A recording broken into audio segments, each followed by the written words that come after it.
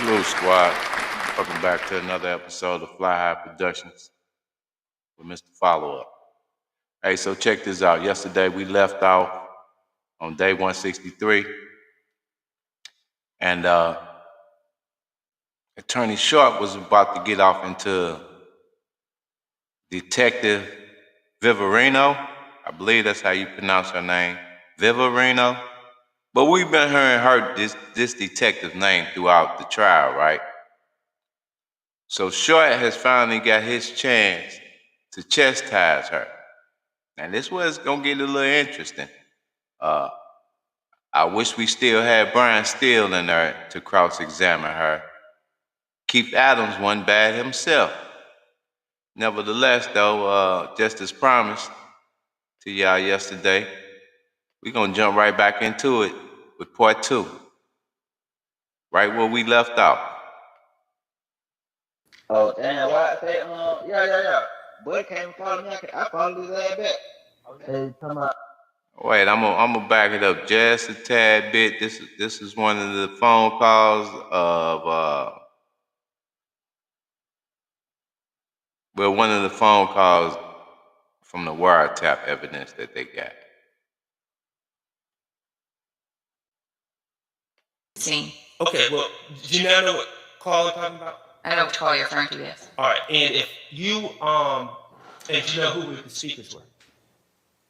Well, from the wiretap, one would have been in Garlington. Right. And then I believe the other one may have been Boyer. I have to hear the call. I don't want to misspeak on it. Okay, and people were fussing with each other. Someone was fussing with someone about not having a ride to get back to where they needed to go. Is essentially the gist of the call, correct? Correct. All right. Now, if you could play, if you could publish. This is 350. Right, and whatever.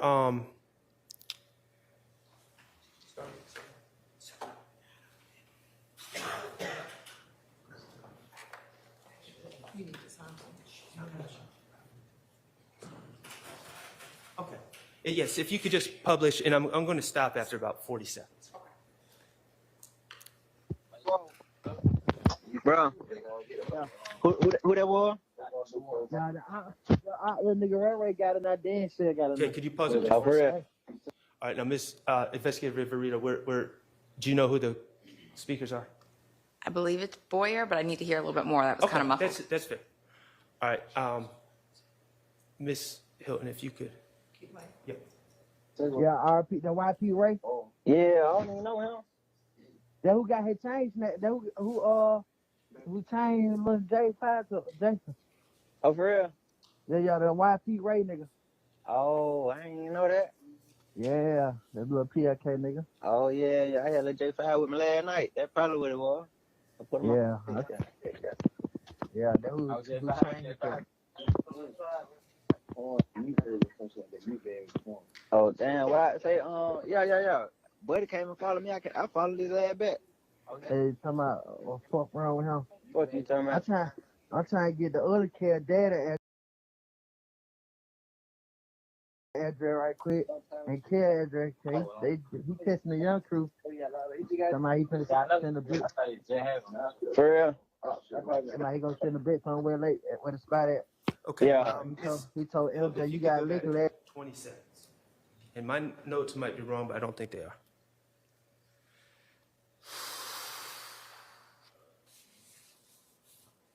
It was definitely page 350. Yeah. 20 seconds, please.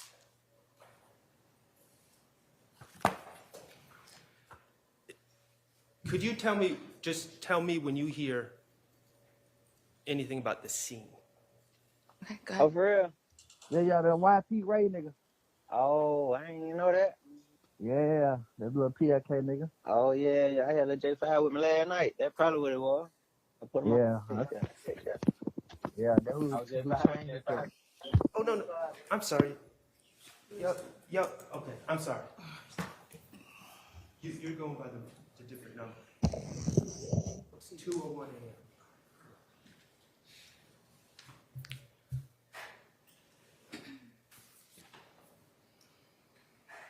It's page 357. Right. It's the call 350. All right, here we go. This is the one I meant to pull up for you, Investigator Viverito. Yo. All right, man. There was all kinds of shit going on. I just jumped in the other car, bro. Y'all niggas don't be getting dropped off and they ain't got no motherfucking ride to go back home to. That don't make sense. Yeah, yeah. The fuck you getting dropped off for a nigga ride with a nigga who brought you? Yeah. That's stupid as fuck. So you need to be on the damn air, so. What the hell? What's up with you? We right here. We right here down here. Yeah, what? Ride past around the sea. Okay, stop. Did you not just hear him say riding past through the city? He said riding past trying to see. Well, where's the scene? I said, You said scene before, now you're saying trying to see, and I'm saying city. you may have misunderstood what I was saying. You got to understand when these calls come in, when you click on the call, it will also provide a map of where they are, and the next call may show where they traveled to after that. It's my understanding that he traveled back towards that area. Okay, towards the area. You mean the city? It's in the city, They never right? left the city. Okay. Investigator Viverito, you previously testified that he said going to the scene, and now you're saying to this jury that he didn't say scene, he said see. Is that correct? I don't know if I said he said, I don't believe I said he said he's riding through the scene. He may have rode back. I believe he was traveling back towards the scene. And I know you're an expert, but if the jury listens to this and hears city, is that okay with you? But that's not what's said, so I would clarify for them. I understand that you want to tell everyone what's said here, but you've already given two different stories. You said scene, and then you said What's your see. objection? Argumentative. Overruled. It's, Can we Get in her shit, short. Is that okay? sure. Thank you.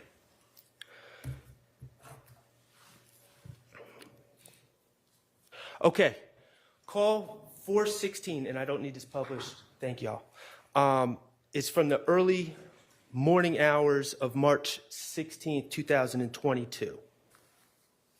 Okay, there was actually two calls that were played. Do you recall? Correct? Okay, one is Mr. Garlington and someone that you say is my client, and the person's whispering. I'm not even going to dispute it, okay? Okay. We'll just say it's my client. Okay? Whispering about hiding in the crawl space. Correct? Okay. And then the second call is Mr. Garlington and my client talking about what just happened. Correct? And of course, what just happened was the house was shot up, and then a bunch of police officers showed up, and no one was arrested. Correct? Right. Okay. So, and that was the same day, of course, that you spoke to Shannon Stillwell. You put him in the back of the police car, or someone put him in the back of the police car, and you spoke to him, and he told you he was, in fact, driving the white Audi. Correct? All right. So, that call, let's just review some things that were discussed by Mr. Garlington and Mr. Stillwell. They talked about their amazement about not being hit by any of the bullets that were fired into 2830 Waters Road, correct? Correct? They talked about their amazement that the police let them go from that location. Correct? They talked about how they hid from the police. Correct? Mr. Stillwell talked about being placed in the police car. Correct? Mr. Stillwell said that he denied knowing McMain when asked and said he was from Thomasville. Correct? Okay? That was misleading, right? Correct? Because he does, in fact, know McMain. He does? All right, and McMain, just so we're clear, is Christian McMiller. He is? Yeah. And he talks about getting out of there as soon as possible. Like speeding away because he couldn't believe that y'all, the police, let him go. He does, but he says prior to leaving, he collected his FN and his rifle or stick and he left. I'm going to get there. Okay? And they talked about seeing you too, right? They did. All right. So let's talk about, I know he, in that call, and clearly I'm getting there, he talked about sneaking his FN away from the scene, right? Correct? and about sneaking his stick out of one of the cars. I think the gray car. Correct. All right. Okay. Now,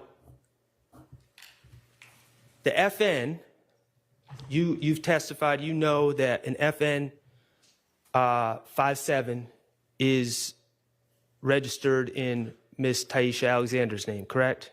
Yes. Okay, and that gun was located at Meadowlark Drive on March 17, 2022. Correct. Correct? The next day after this call. Correct. All right.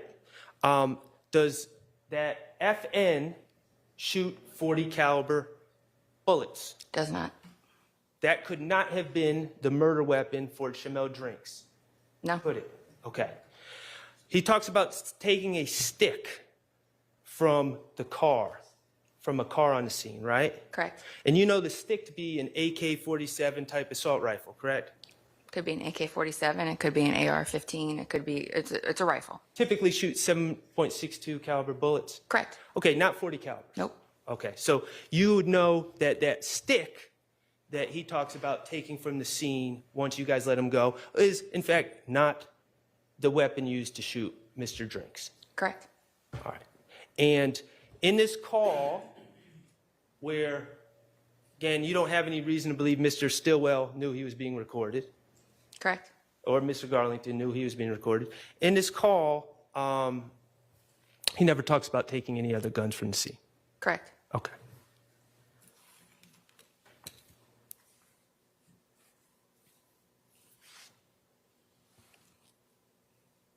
Okay. Call 2119 is another call that was played. It's from April 1st, 2022 at 12:29 a.m. It was a call between Deamonte Garlington, who's on the wiretap, and Shannon Stillwell, who's in jail at this point, correct? Correct. Okay.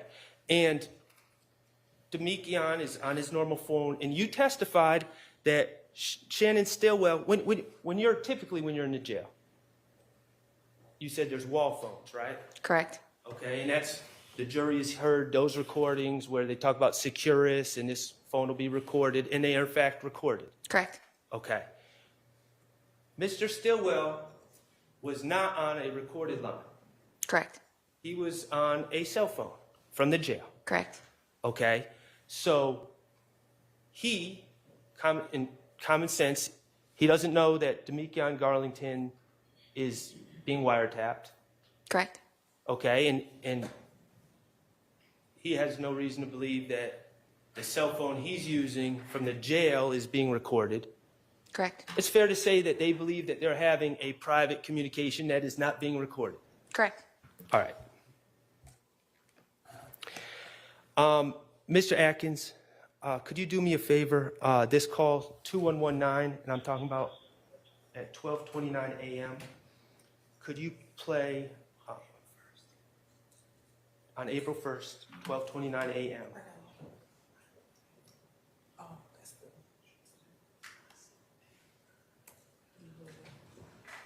I'm just adding. Okay, yes. You know how to make consult with the... Yes.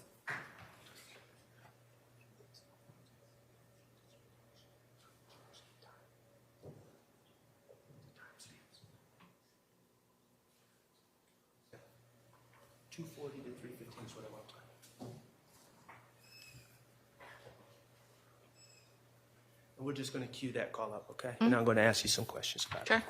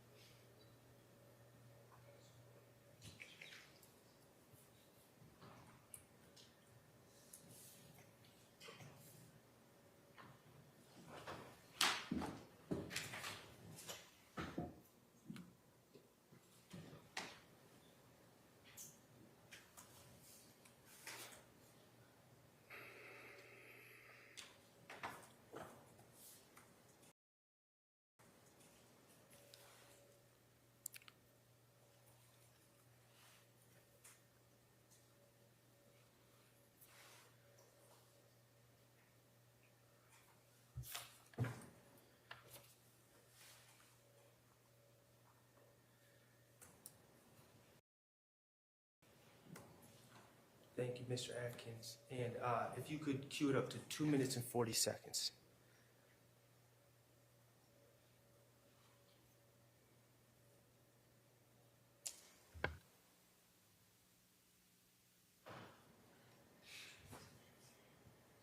$240.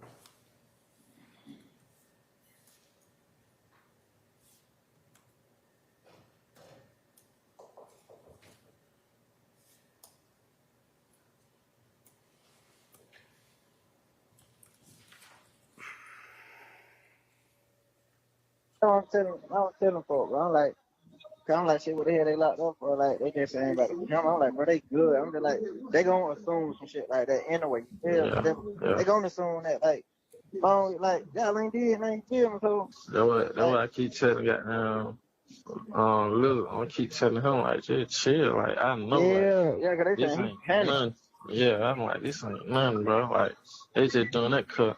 They seen as a goddamn gas station. Like just chill. You see what I'm saying? Yeah.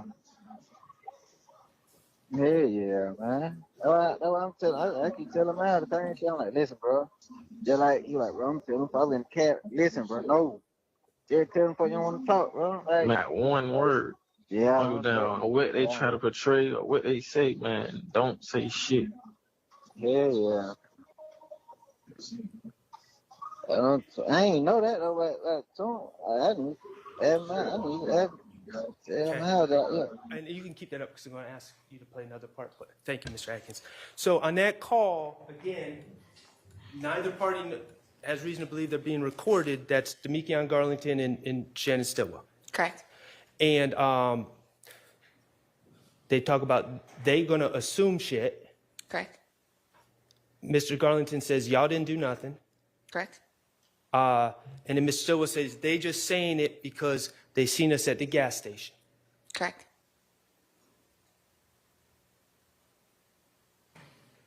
Okay.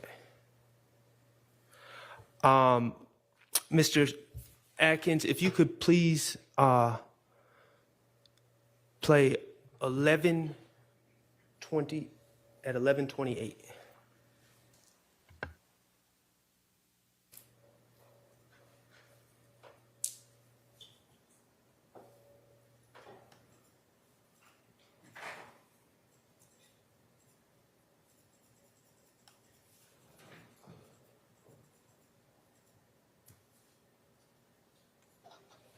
Yeah, man. What the hell twin man on?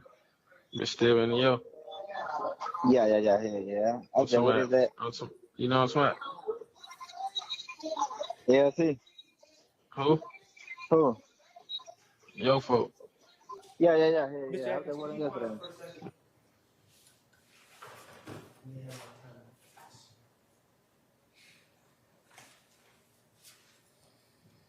Salute, Ms. Irby. Just as promised, I'm in the building.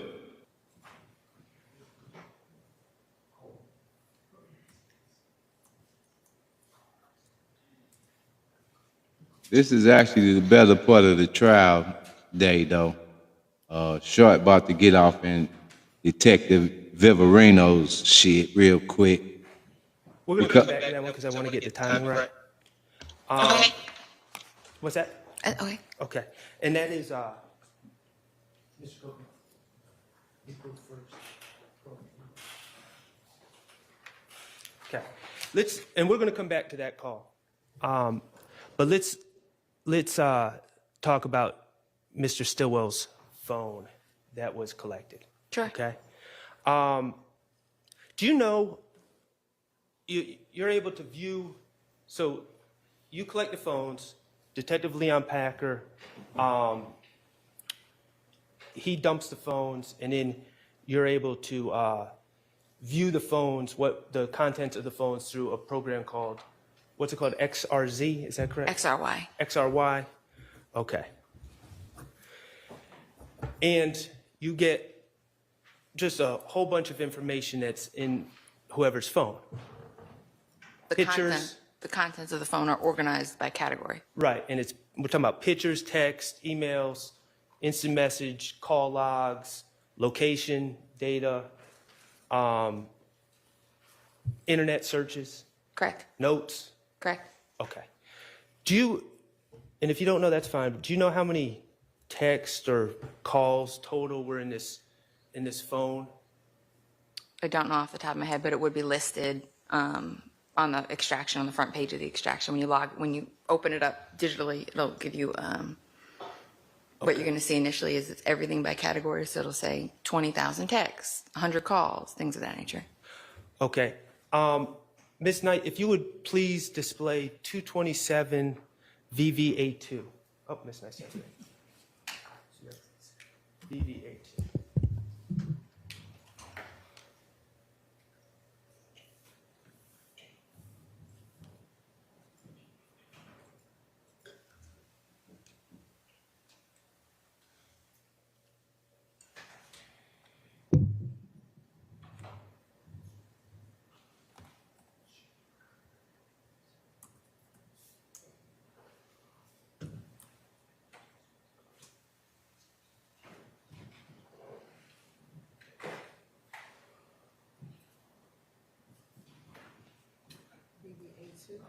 Yes.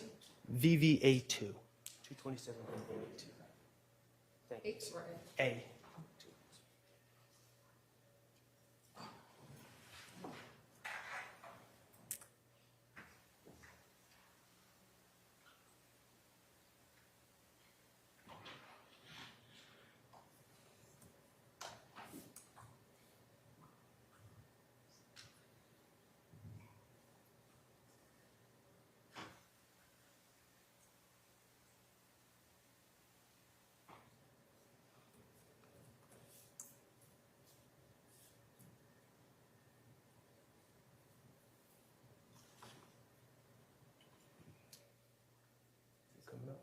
Okay. Attorney Short standing there like, I've been waiting on this. Like he set up and put him a game plan together last night. Like, I'm gonna kill him with this. Okay. This is one of the text messages or one of the text conversations that was introduced on Friday, I believe. Correct? Correct. Okay. And this is from Mr. Stillwell's phone. Correct. All right. And in his phone, Mr. Stillwell's talking to, is that D? Do you know that number to be Deamonte Garlington? I believe so, yes. Okay. Because there's a couple of D's in this case, but you believe this to be Deamonte Garlington? He did change his number right before the wiretap, so I believe that's the number before. Okay. And if you could zoom out a little bit, Ms. Hilton. Oh, Mr. Atkins, so we can see the whole conversation.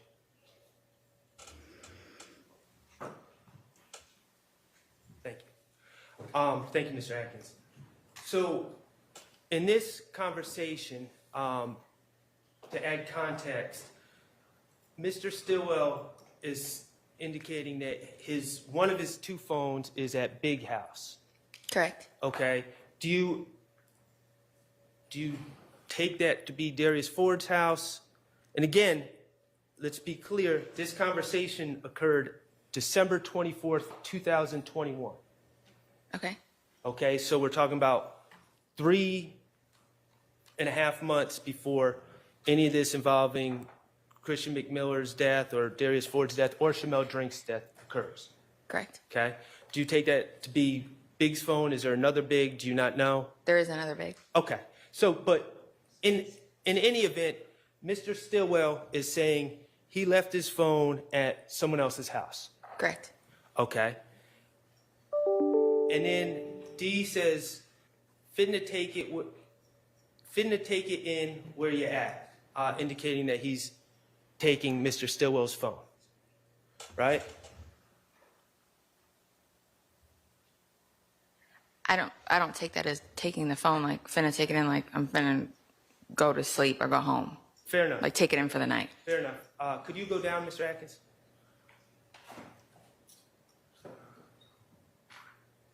Okay, and this is the part that the state introduced. Okay.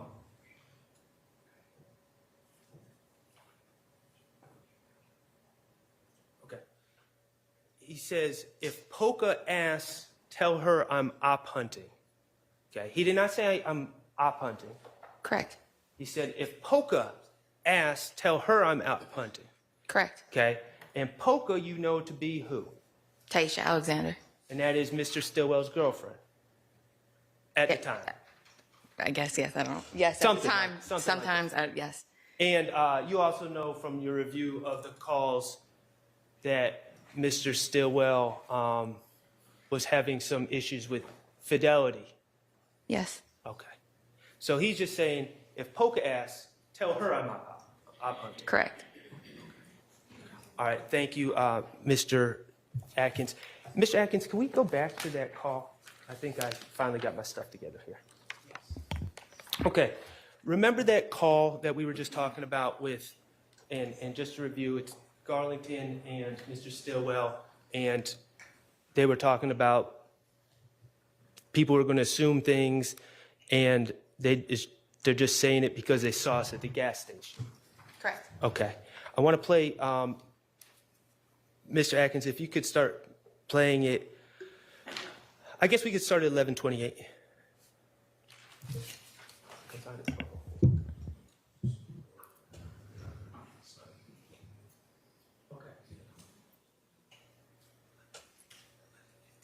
Yeah, 11:45. Yeah, that's fine.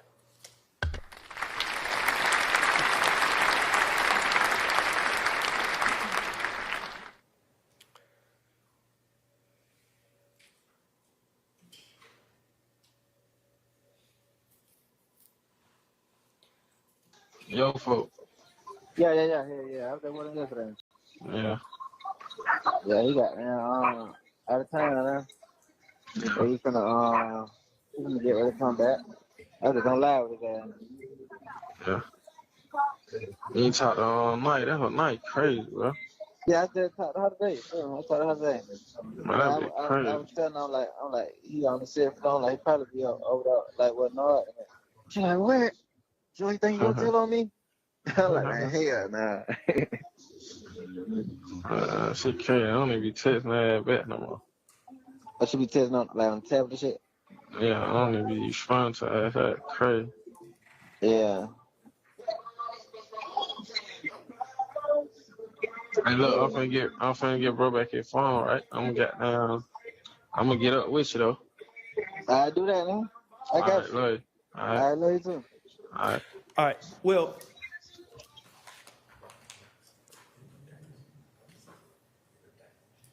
okay. Let me just ask you this, and we're going to get it together, and we're going to get it played. Do you remember on that call, that same call, that unrecorded call? I mean, that these two gentlemen thought that they were talking to themselves without being recorded. Do you remember Mr. Stillwell saying, when they test for gunpowder, it's going to come back clean? I do. Okay, and that's on this call. Correct. All right. And he does not say the car has been cleaned. Correct. He's saying, don't worry about it because when they test for gunpowder, it's going to come back clean. Correct. Okay. And that was on the private call between Mr. Stillwell and Mr. Garlington that they had no reason to believe was being recorded. Correct. All right.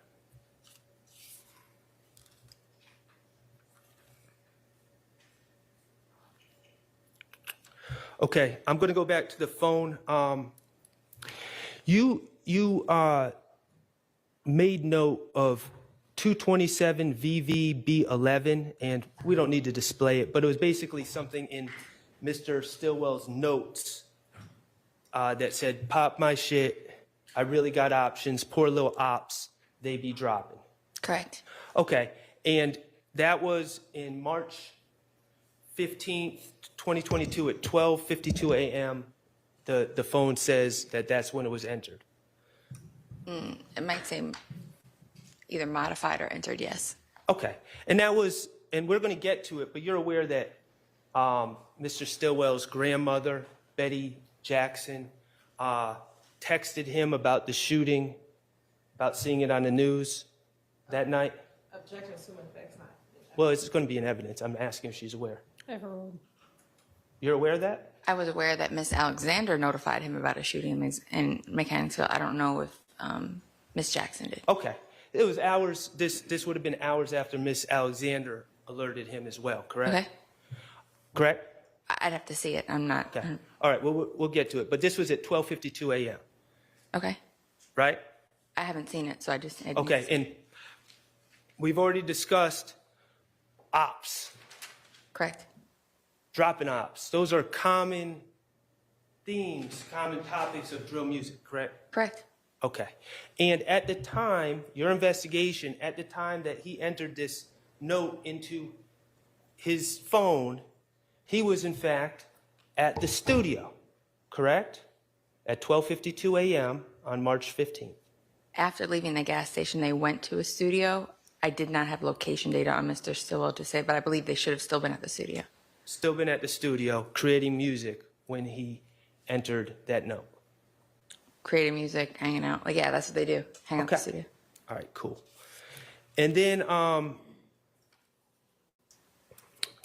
you talked about search words. A search that you noted about a Windsor Street shooting, right?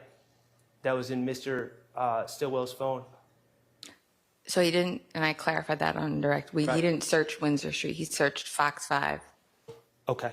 and then Well, clicked on, and then within Fox 5, then searched the Fox 5 website. I appreciate that. So on 3/17 at 2 in the morning, Mr. Stillwell clicked on the Fox 5 website to this article. Correct. Okay. Didn't search, your testimony is he didn't search words like Windsor Street or anything, but he clicked on the article and that's what shows up in the phone. I'd have to see the screen. I believe he searched Fox 5, traveled to the Fox, like say I open my phone and I want to go to Amazon. I search Amazon, click on Amazon, and then on Amazon, I would then search. That's what happened. So he searched for Fox 5, went to Fox 5, then went on Fox 5, I believe searched Windsor Street shooting, and then clicked on the article, is what it looks like. Okay. And Miss Knight, could you just display 227 VV88 so everyone knows what we're talking about?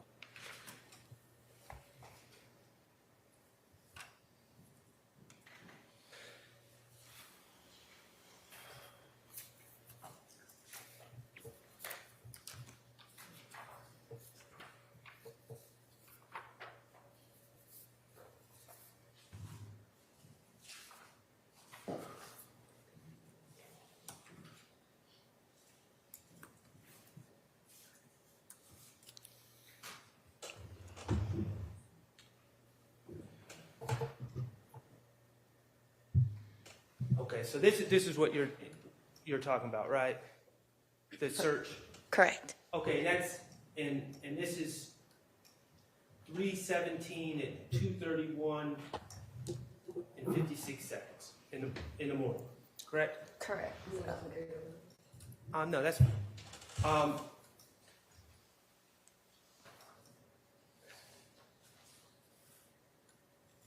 I want to show you some documents, investigator. Sure. It's okay with you.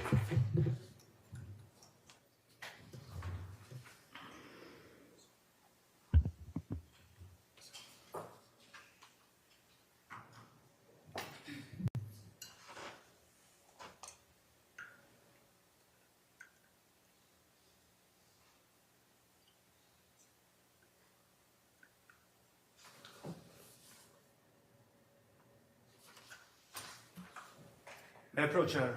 Yes. Investigator Viverito, I am approaching you with what's been marked 57A, DS57A, DS57C, and DS58. Could you look at these and tell me if you recognize them? Sure.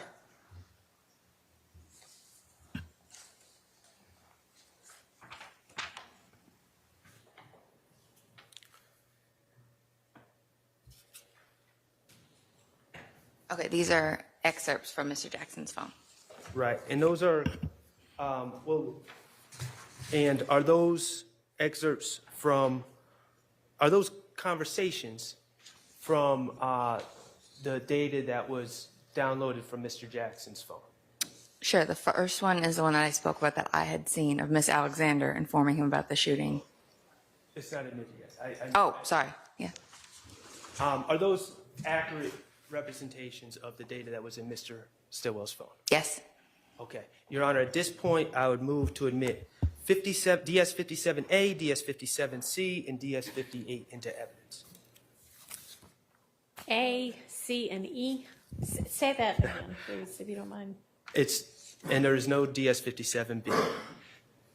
It's DS57A, DS57C, and DS58. Oh, okay. Yep. Don't know where the E came from. Okay. Those are admitted. Mr. Kokomo, could you please, permission to publish, Your Honor. You may. Mr. Kokomo, could you please publish 57A first?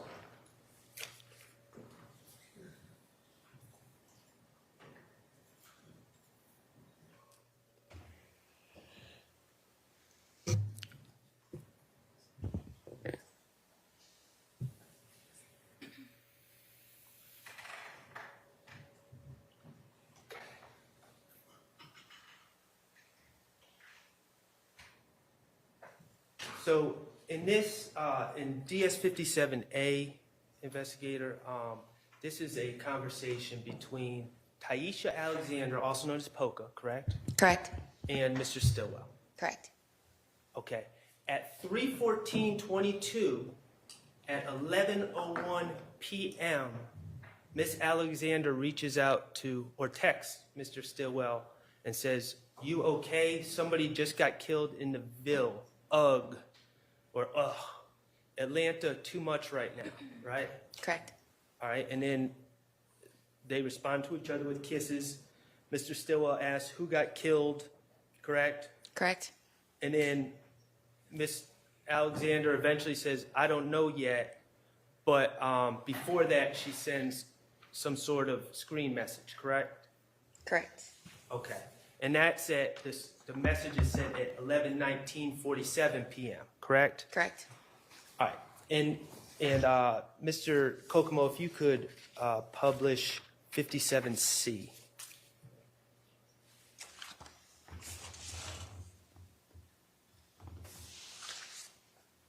And this is the screenshot that, or the picture that Miss Alexander sent to Mr. Stillwell at 11:19 p.m., correct? Correct. And it's a photo, and is that Windsor Street? I believe so. And it's captioned, somebody just got killed in Mechanicsville. Correct. And it's posted by someone named Bori Billions. Correct.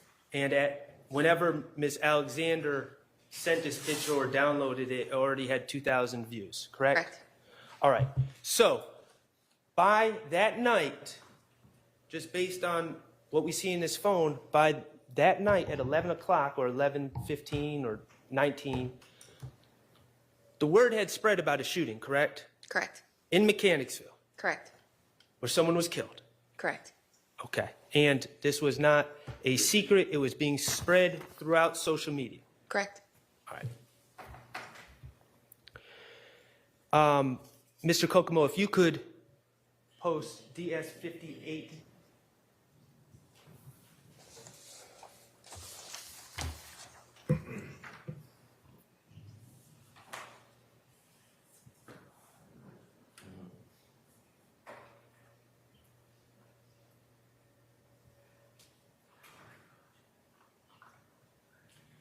Okay. This is a conversation, and I'm sorry, it's marked 58A, so, Your Honor, if we could just amend that to make 58A. Sure. Thank you. So, looking at DS58A, this is a conversation between Mr. Stillwell and Boss Lady, correct? Correct. And you know Boss Lady to be Betty Jackson, correct? Correct. His grandmother. Correct. His grandmother who raised him. Correct. All right. At 11, Mr. Kokomo, thank you. At 11:19 p.m., Shannon texts his grandmother, I love you. Correct. boss lady, or Betty Jackson, responds, "Mama love you so much, heart, heart, kiss, kiss, kiss, 'cause you're my sweet thing." Correct. And Mr. Stillwell says, "Yeah." I don't know if I'm pronouncing that right, but yeah, right?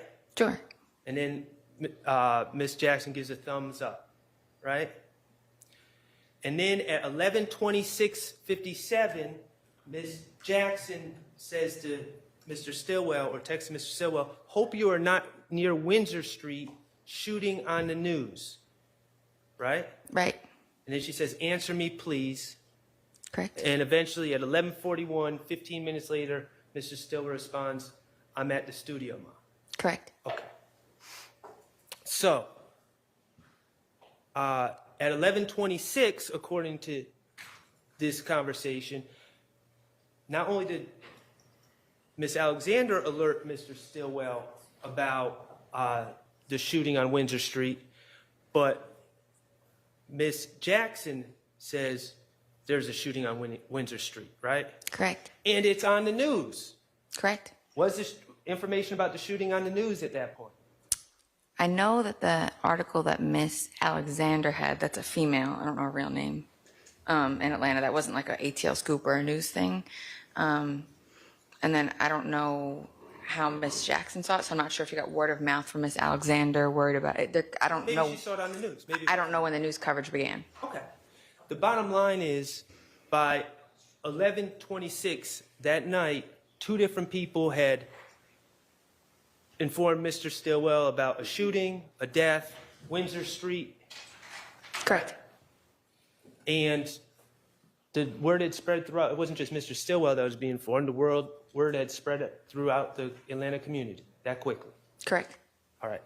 And basically, the phone indicates on March 17th,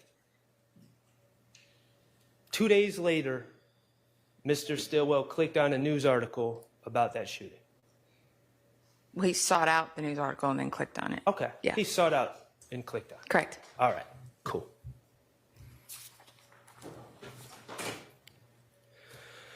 All right. Right when you started testifying, you remember when you were going through a timeline, and I think it was from 2019 to 2020, different events that had occurred? I do. Okay. And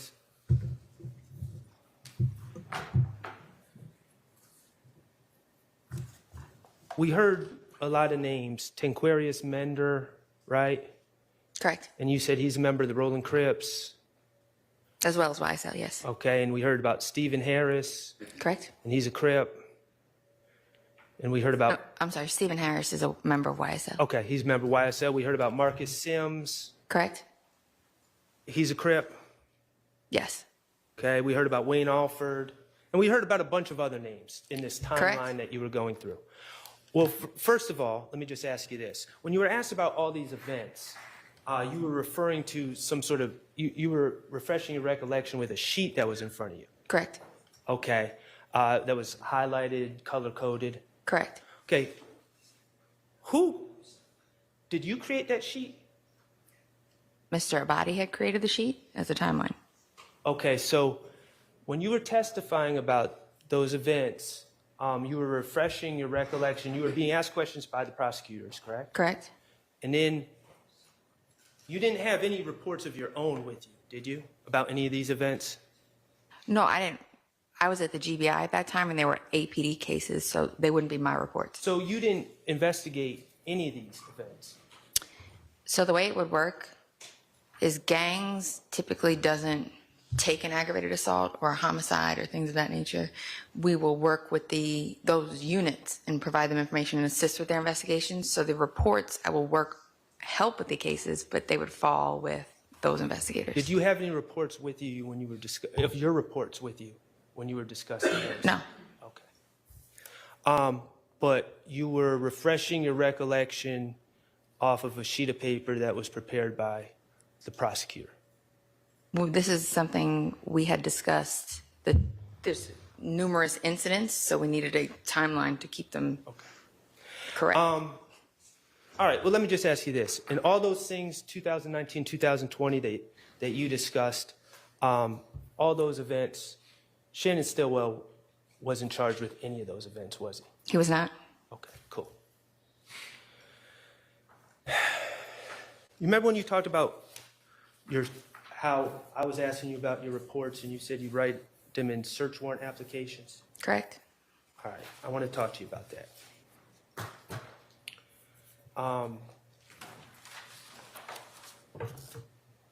You did a search warrant application for the house of Jeffrey Williams on 355 Allison Drive, correct? Correct. All right. Not moving into evidence. I'm going to ask you some questions about that affidavit. Would having your affidavit that you wrote Sure. up there with you, would that be helpful? Sure.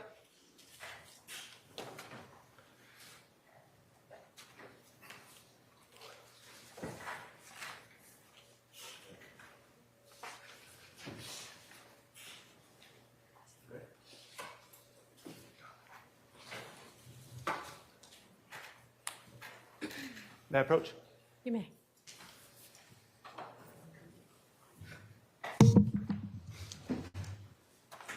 Okay.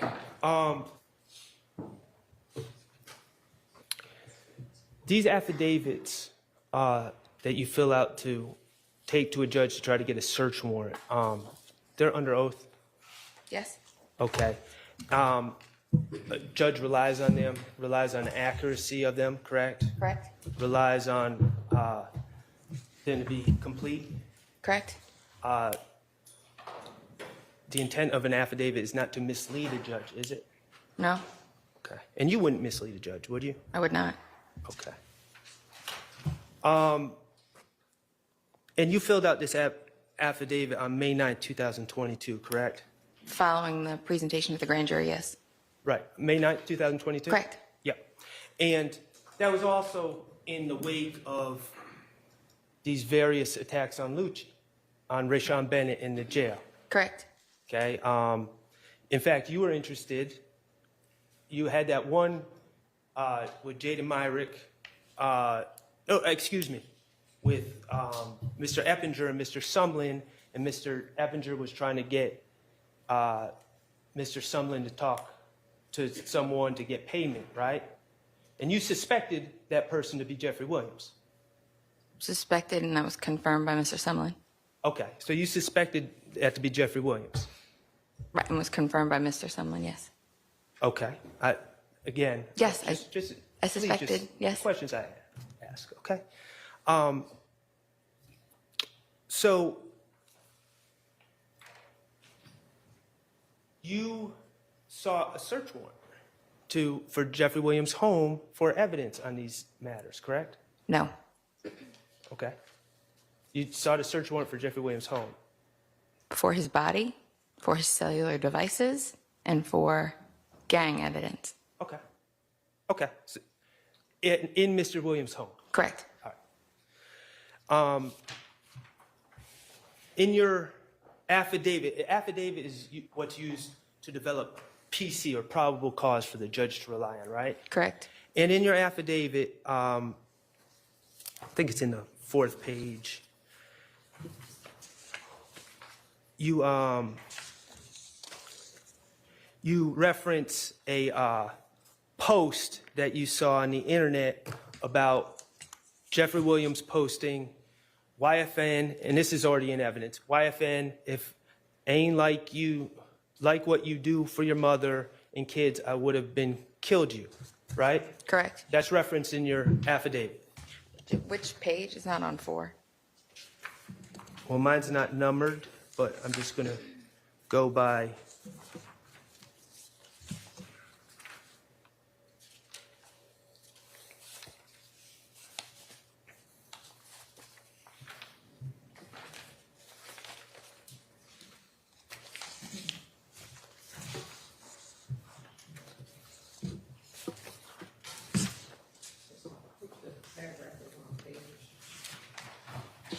Right, it's on the 5th page, I'm sorry. If we count, and again, they're not numbered, but I'm just going by the 5th page that I have. So, And it would be the first, it would have been the second full paragraph. So there's one sentence and then two paragraphs down. 1, 2, 3, 4, 5.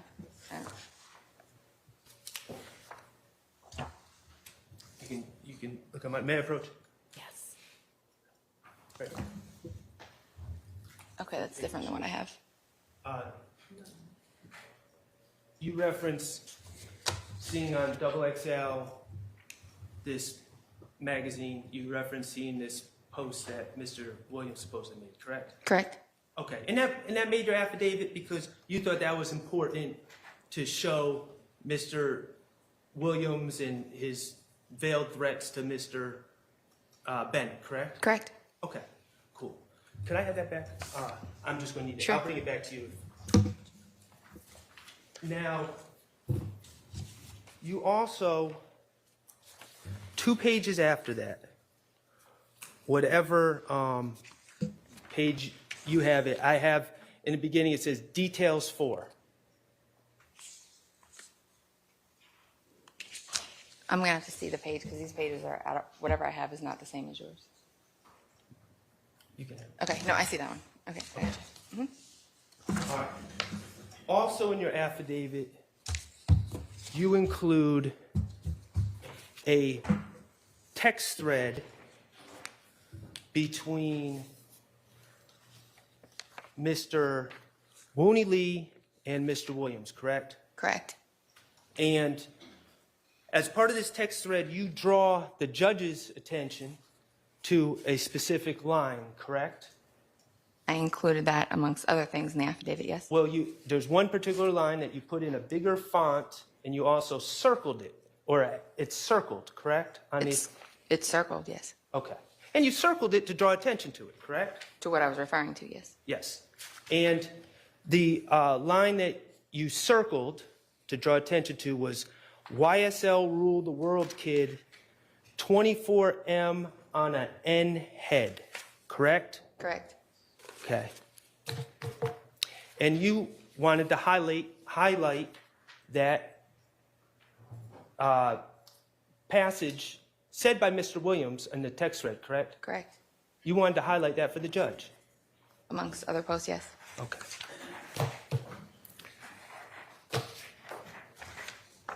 What was he referring to? Why did you feel it important to highlight 24M on an N's head to the judge? Well, he's referring to YSL ruling the world Yeah. as an organization, and it could be a play on words or a play on things that have happened, saying 24M. Get in her shit, short. Head. Okay, 24M on a racial expletive head. It sounds like Mr. Williams had money on someone's head. It could be taken that way, yes. It could be taken that way, and you highlighted it and circled it for the judge, correct? Correct. Okay.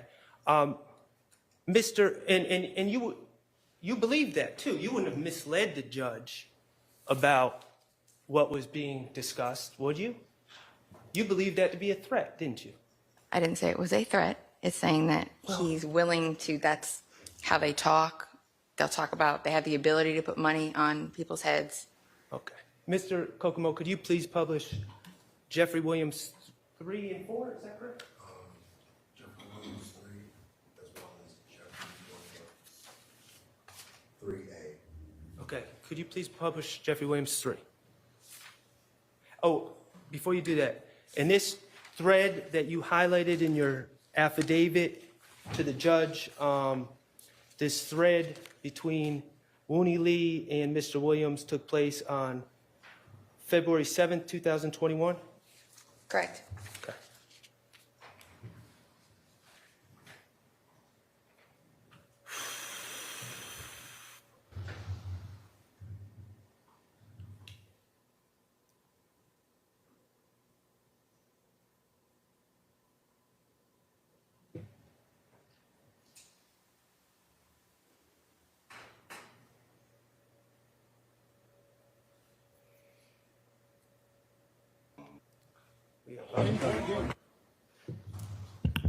You just started over, Mr. Kokomo, with volume.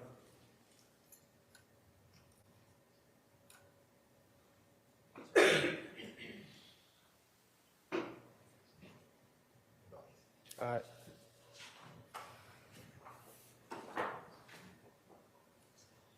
Yes. They can put 24M on the front of their head. Y'all young hoes get in line. Slime rule the world. Believe it. Y'all niggas out this motherfucker spending 24 million on their heads.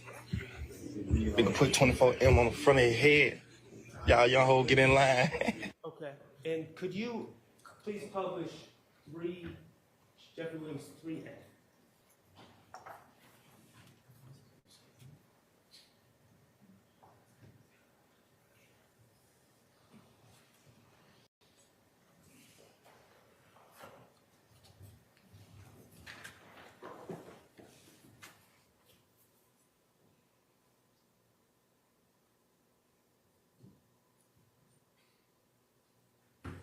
You see,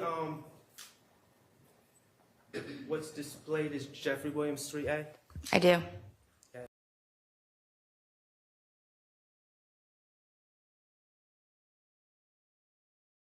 This was done happen, it seemed like to me. Because this woman was repeatedly, hold up, y'all, let me get rid of that echo.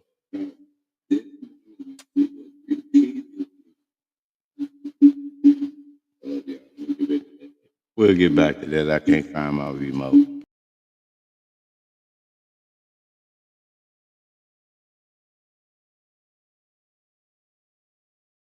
And it's a reaction, Jeffrey Williams reacting after Lil Uzi Vert put a $24 million diamond into his head. Correct. Okay. Did you know about Lil Uzi Vert and the $24 million diamond and that reference when you filled out this affidavit? I did not, but I would still stand by what I put in the affidavit. Okay, so you're telling me right now, on a sworn statement to a judge with knowledge, that Lil Uzi Vert just got a $24 million diamond put into his head the days before Mr. Williams typed that, you would still put that quote, YSL ruled the world, 24 million on an N head in that affidavit? Objection. Vague, compounded, maybe mischaracterization of what the witness just said. Overruled. I did not have knowledge of Lil Uzi Vert getting a diamond in his head. Okay, so all right, so let me ask that last question again. Instead of saying I would do it again, if you had knowledge that Lil Uzi Vert just got $24 million diamond in his head and that Mr. Williams was referring to that, would you still have put that in the affidavit? Yes. To mislead the judge? Not misleading. May I explain? Yes. Okay. What I'm saying is this social media direct message is different than what you see on here. Lil Uzi Vert, I don't remember, is a member of YSL, so I think it might be a new, like a term they're going to coin. Like wipe his nose, things of that nature. So 24 on somebody's head might be a new thing that they're going to go with. He's saying YSL rules the world. As the leader, he can make that assertion. You're doing a lot of explaining. Did you do any of that explaining in your sworn affidavit to the judge? The sworn affidavit reads, Jeffrey Williams brags that YSL rules the world and has $24 million. Okay. And clearly, when you put highlighted and circled 24M on a N's head, you're sending a message to that judge, are you not? Let's be real. I'm referring to my words that I wrote say, Jeffrey Williams brags that YSL rules the world and has $24 million. All right, and just so we're clear, as we sit here today, as someone, a law enforcement officer, even with knowledge of this, you would still put that in front of the judge?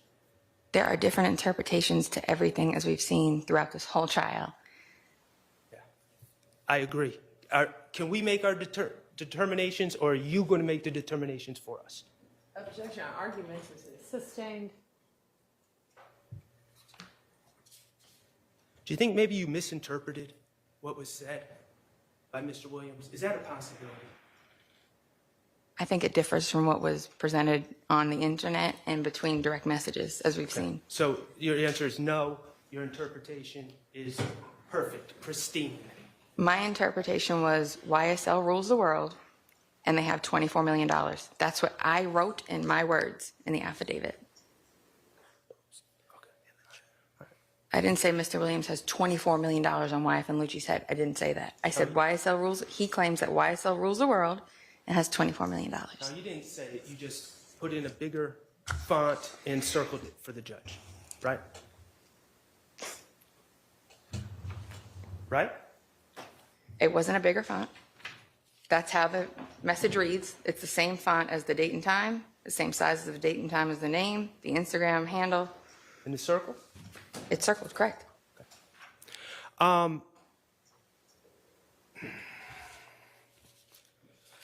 Let's talk about you, Ms. Knight. Could you pull up 227 VV A6B?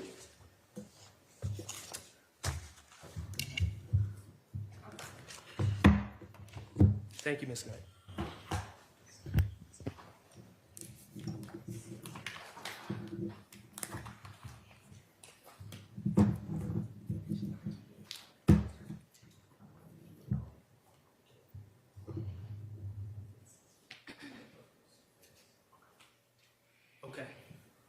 Okay. Yesterday, you indicated that, now this is from a video. Correct. With Mr. Nichols. Correct. Rolling a blunt. Correct. Okay. And then there's other individuals there, correct? There's other individuals in the room? Correct. Okay. And then it's on Mr. Stillwell's phone, so you're presuming that Mr. Stillwell was filming the video? It was filmed from his device. So Right, yes. right. Okay. So yesterday, you made a claim that a gun, well, what did you say? A gun is, I don't want to jumble your words. What are you claiming about the guns on this table? A gun is what? You identified or thought a gun was consistent with something? It could be consistent with a Glock 27. Could be consistent. Correct. Okay. And which gun is this? The one towards the back right here. Okay. Could be consistent with a Glock 27. All right. It could also, well, first of all, are you a firearms expert? I'm not. Okay. You're just someone who's owned a Glock before. Several, yes. Okay. And before yesterday, had you ever made the claim that, oh, I reviewed this video and this appears to be a Glock 27? That was my first time testifying yesterday, so where else would I make? What about reports? Did you ever write a report and said, I reviewed this is very important. I reviewed this video that was in Mr. Stillwell's phone, and I believe that could be consistent with a Glock 27. Well, while reviewing the evidence in preparation for trial, when I took a better look at this video and found it, it was probably 2 or 3 days before I testified, and that's when I first had to really research through and look at photos and kind of isolate what kind of gun that was. So the answer is no, you didn't write a report. No. Okay. And certainly the first time saying it to me or anyone on this side was yesterday in court. Correct. Okay. You say it looks like it could be consistent with a Glock 27 based on the shape of the bottom of the grip. Is that correct? Correct. Okay. It could also be consistent with a Springfield firearm, correct? I'm not familiar with a Springfield, but from how the magazine looks, also it could be consistent with a Glock. Okay. It could also be consistent with a Sig Sauer. Could also be consistent with a Smith & Wesson, correct? I'm familiar with a Glock. Right, because you're not a firearms expert. You're only familiar with these Glocks. I never claimed to be, Mr. Sharp. Okay. Well, you start identifying guns in court, kind of making yourself an expert. But you're not an expert, are you? I'm not. Okay. And you don't even know, whatever this gun is, if Mr. Stillwell left with that gun or didn't leave with that gun. You don't know if anyone left with that gun. You don't know whose gun that is. Correct, but we don't know that they didn't. Okay. Right.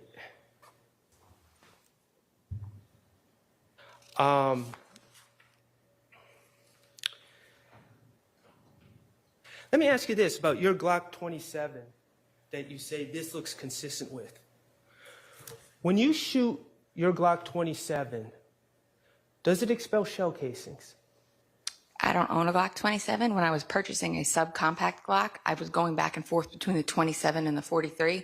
I prefer to shoot a 9mm, so I went with the 43. So you don't even own a Glock 27? I just said when I was researching the two, handling the two at the gun dealer. So now you don't own a Glock 27. You were researching it, which means you were handling the gun at the gun dealer. That's your experience with the Glock 27. I never asserted that I owned one. I've seen one. I've handled one. I can recognize one. So you've handled one at a gun dealer, and that's what you're basing the identification on. As I've recovered a good bit of guns in my career. I know what they look like. All right, let me ask you this. Since you know about guns, at least through your career, Glock 27s, when you shoot them, do they expel shell casings? Yes. Okay, Glock 27s, when you shoot them, do they make a loud bang? Yes. When you shoot a Glock 27, does it create a muzzle flash?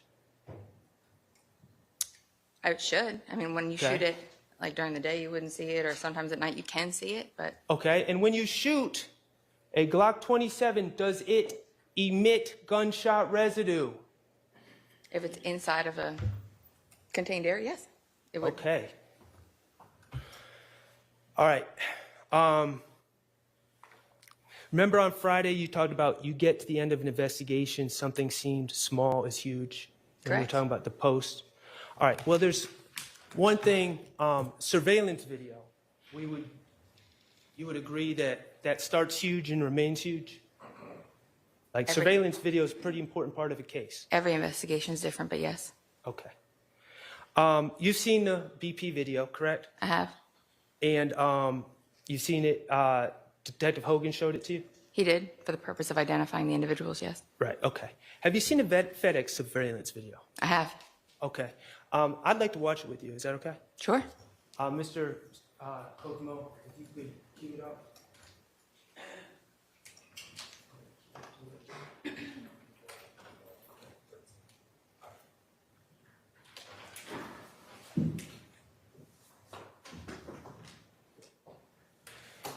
Okay, before you start, Mr. Kokomo, investigator, when did you first see the FedEx video? It was after I met with Investigator Hogan in the afternoon of the 16th, so it would have been after that. Okay. Well, are you aware that, and maybe this will help you answer this question, you're aware that Detective Hogan swore out warrants against my client without ever viewing the FedEx video? I can't speak to what he did or did not do. Okay. When did you most recently watch the FedEx video? Probably maybe like a week ago. Okay. How many times in total have you watched the FedEx video? A few times. Okay. A few times. When you say a few times, how many is that?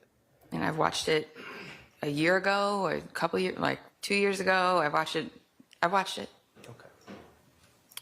Okay. Mr. Kokomo, if you could please publish the FedEx video.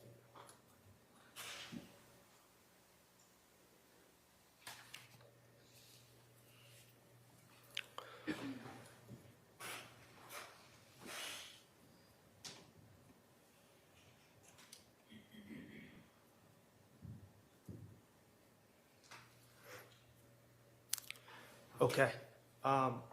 Go ahead, Mr. Kokomo.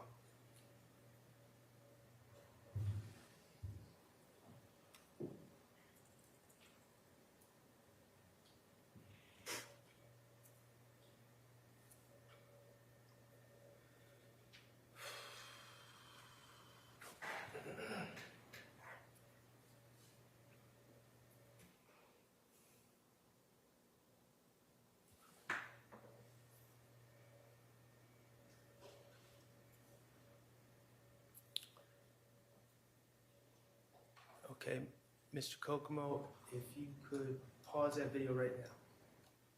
Thank you. Investigator Viverito.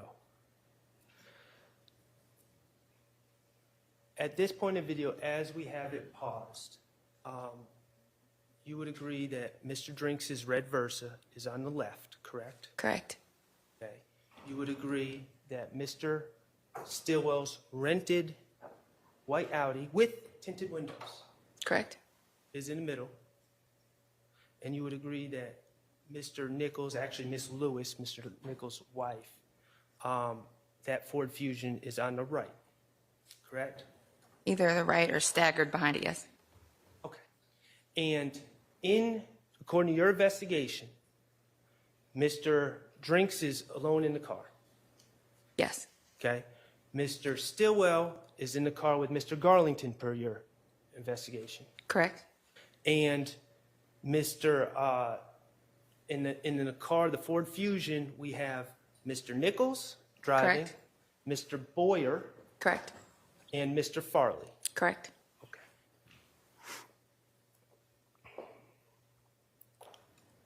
And your theory is that while at this light, Mr. Stillwell shot Mr. Drinks. Correct? I'm not the homicide investigator, so I'm going along with the evidence that was presented to me by homicide. But yes, that's consistent with what Detective Hogan, his case. Well, you know, he swore out a warrant for Shannon Stillwell for actually shooting Mr. Drinks. That's consistent with what Detective Hogan had found. Okay. In this video, you could see headlights, correct?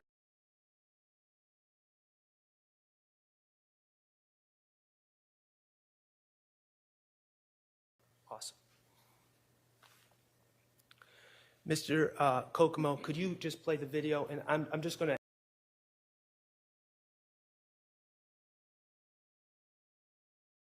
ask you to look at the cars closely. Mm-hmm.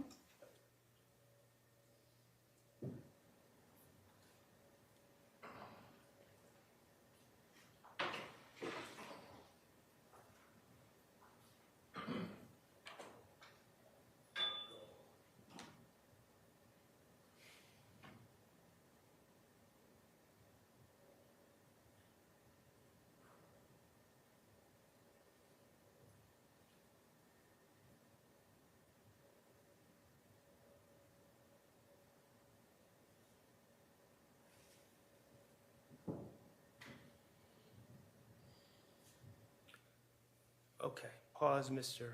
Kokomo, please. All right, so we're paused at 1:02:36 on this video. At this point, Mr. Stillwell in the white Audi is pulled off, correct? Correct. Okay, and Mr. Nichols and with Mr. Boyer and Mr. Farley have pulled off. Correct. Okay, while they were there at that light with Mr. Drinks, did you observe any muzzle flash on that video? No, and with this quality of video, I would not expect to see it. Okay, right. You just see brake lights and traffic lights and headlights, but no muzzle flash. Okay, I got you. A muzzle flash is much, much, much dimmer than a brake light. Like if you're shooting at night, you're hard pressed to see your own muzzle flash. Firearms expert again. I'm telling you my experience from shooting a firearm. We do take night firing courses. Okay. So let me ask you this.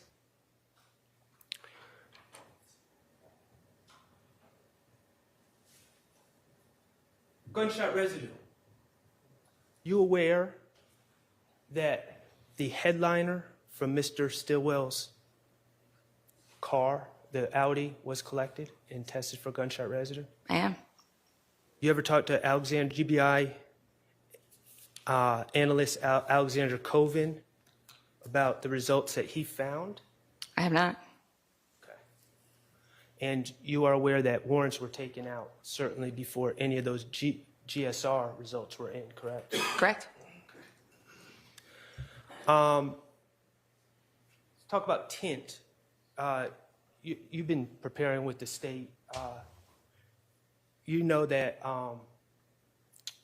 the state has said that Mr. Stillwell had tint applied to his windows of that white Audi upon renting it, correct? Correct. In violation of the rental agreement, I may add. Correct. Okay. And this tint was applied on Flat Shoals Road, according to the district attorneys, at about 6:30 p.m.? According to them, yes. Okay. You were able to observe the white Audi on March 16th? I did not walk.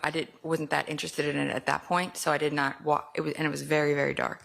Have you seen the pictures that Miss Antoinette Green took of the white Audi after it was recovered when Mr. Stillwell was arrested? I have. Did you see any damage to the tint, specifically the front driver passenger tint on that car? I did not. Okay.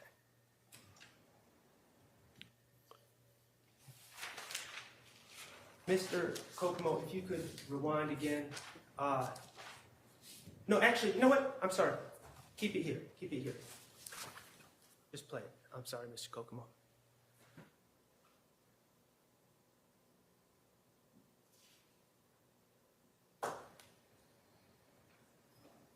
Okay. You saw that car speed up behind Mr. Stillwell? Pause it, please. You saw Yes. that? Mr. Stillwell, you're aware that he, well, you've already stated this, he was victimized in the past. Someone shot through the rear windows, killing Tiara Jones. Yes. Okay. And now, that car that sped up is next to Mr. Drinks, correct? Or approaching Mr. Drinks? It's approaching, but it stopped short of Mr. Drinks. Okay. Mr. Kokomo, if you could please play it. Okay. So now there's a pause. So now there's one car next to Mr. Drinks, correct? It's still not next to him. You could see from the angle that it looks like the front of the car. I'm sorry. The front of the car is like, from what I can see, looks like the front of the car. The front wheels are still towards the back of the vehicle. It's not exact with the car. Okay. Mr. Kokomo, if you could please play.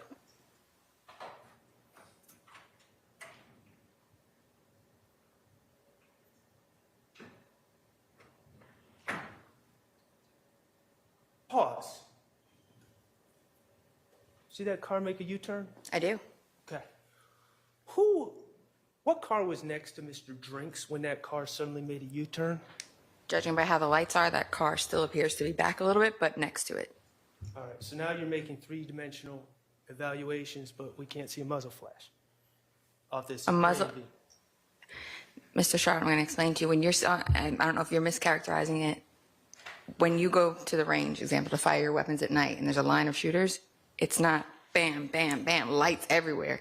It's a very, very muted, if it shows. So this far away with this quality of video, I would not expect to see that. Okay, well, let's talk about this car. Sure. This car makes a U-turn. Did you see, is there like a train that's crossing that would have let this person know, no, I need to find another route? No. Is there a officer saying, hey, turn around, you can't come this way? No. Is there an animal crossing the road that would have made this man do a U-turn? No. Who is this? Whose car is this that made the U-turn? I don't know. Okay. Do you know if anyone ever tried to use these license plate readers to determine whose car that is so we could talk to them about why they made that sudden U-turn? That would be part of Detective Hogan's investigation, but I do not. Okay. Could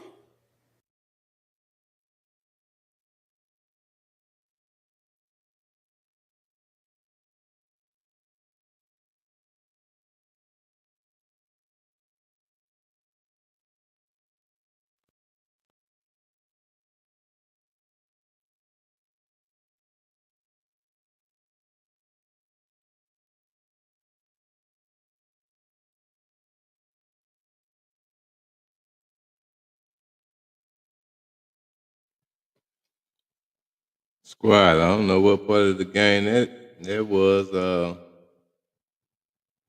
It just booted me off. Booted us off, I guess. And I know that wasn't the end of the. Hold on, let me see here.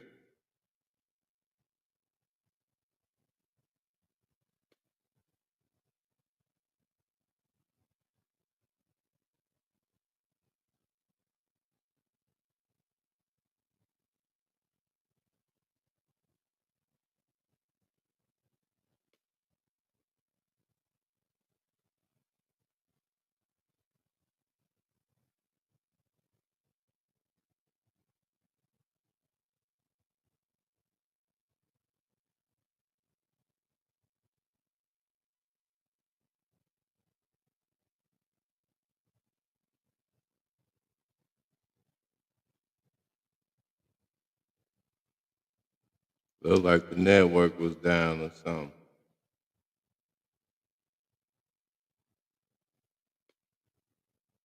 Back in there though. You probably missed something.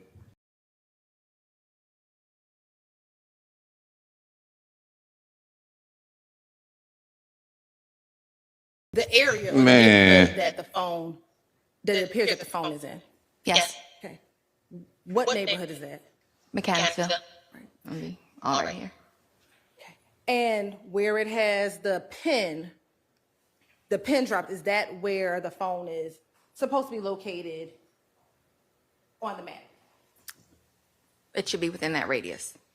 So it'll give you a radius and say within this many meters, and that judges how big the circle's going to be. And on the radius, do you see Fulton Street Southwest? I do. And do you also see McDaniel Street? I do. Is is I-Windsor and I-20 in this general vicinity of this area? No, it will be right here. I'm going to object to vague general vicinity. Sustained. Within the map, are you able to see where the I-20 Windsor area is? Right here.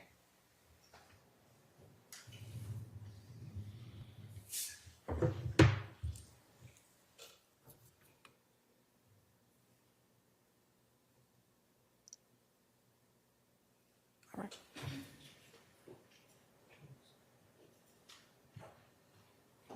Are you able to see, court's indulgence for a moment?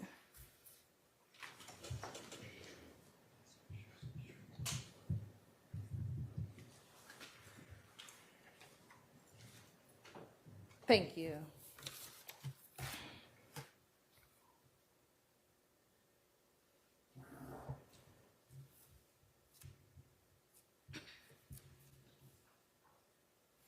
Now,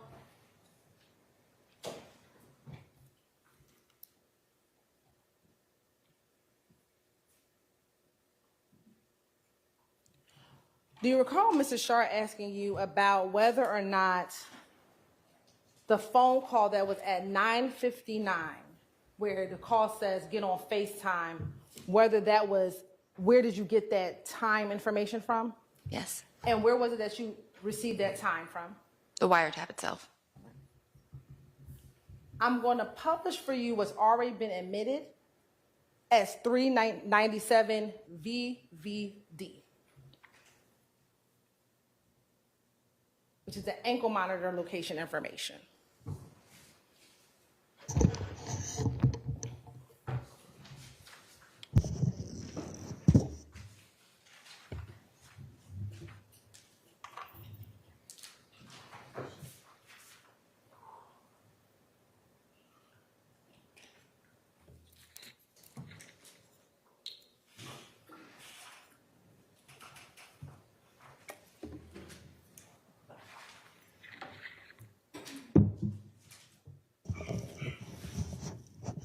Looking at 397 VVD, do you see a time for 9:59 p.m.?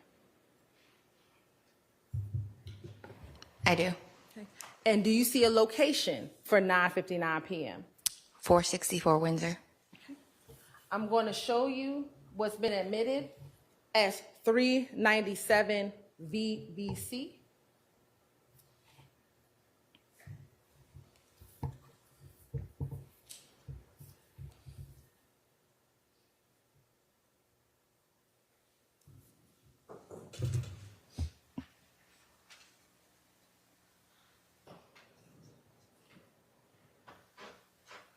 Do you see that same address located on 397 VVC? I do. Okay. And is that the is that the BP gas station? It is. And is that the BP gas station located at Windsor and Fulton Street? It is. Is that the same BP gas station that you saw in surveillance video? It is. Is that the same BP gas station where the car that was rented by Shannon Stillwell and Deamonte Garlington is inside of is at that gas station? It is. Is that the same gas station where the white Ford Fusion is in, that DeMarco Boyer is in, at that same gas station? It is. And is it at 9:59 that call comes in that for them to get on FaceTime? It is. And in looking at the surveillance video, is that moments before or after the red car in which Mr. Drinks was in is pulling off from that gas station? I'm going to object to calls for speculation. I Have, don't know how the video cameras link up. I think that's an argument. Do you want to rephrase the question? Sure. On the surveillance video, do you see at approximately 9:59 from the BP surveillance video that car, Mr. Drink's car, leaving the gas station? I believe Mr. Drink's car leaves the gas station, and the other cars shortly thereafter follow. And then do they then go to, those cars go to the light that's on the FedEx surveillance video? Yes, they stop at the light. All right. Now let's go to the FedEx surveillance video. Sure. All right.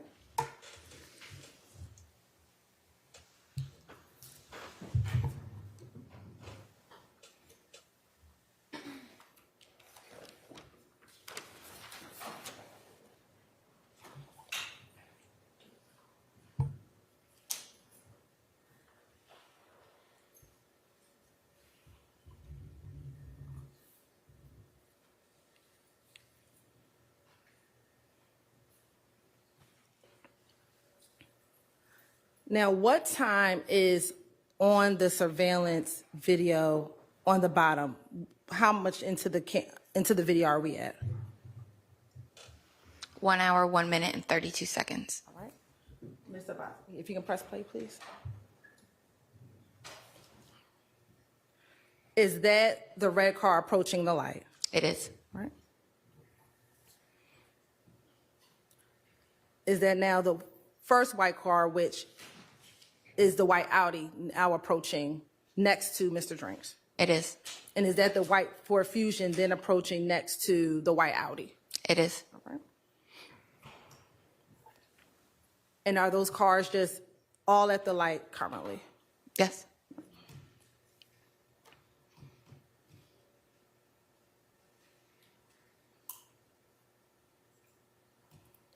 And do we now see cars moving in the opposite direction? Yes, oncoming traffic is starting to move.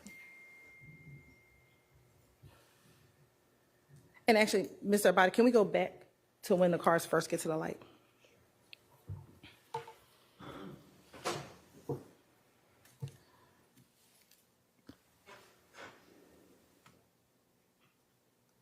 I want you to tell me, I'm investigating what time does the red car first get to the light?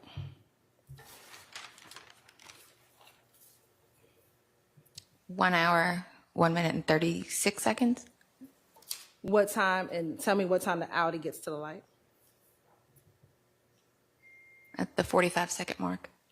And what time does the Fusion get to the light? 52-second mark.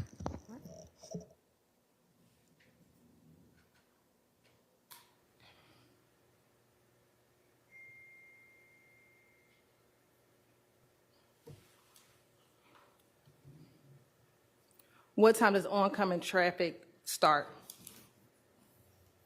1 hour, 2 minutes, and 11 seconds. Are they still at the light? They are. What time does this car that's behind pull up? 1 hour, 2 minutes, and 24 seconds. Do you see the white Audi pull off? I do. What time was that?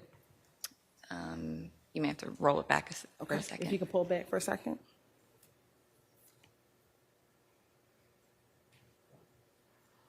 You may have to go back more because it's already pulled off. You can go back to 10211.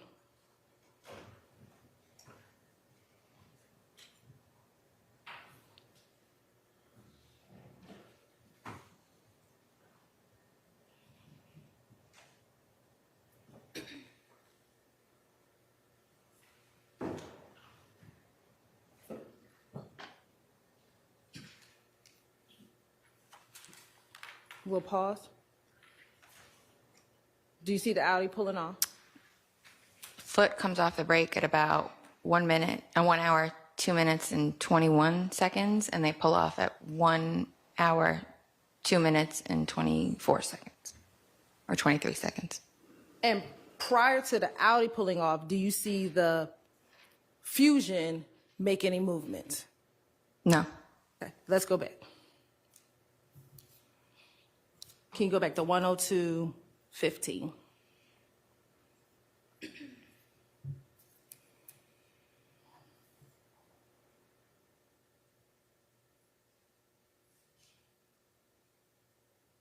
Oh, the Fusion starts creeping up. And what time is that? It's around like the 17 or 18 second mark.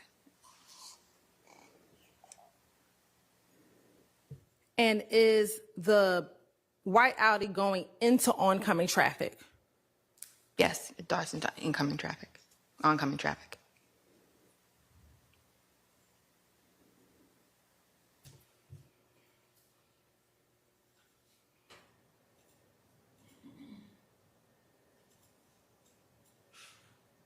The lane that Mr. Drink's car in, is that the left turn lane?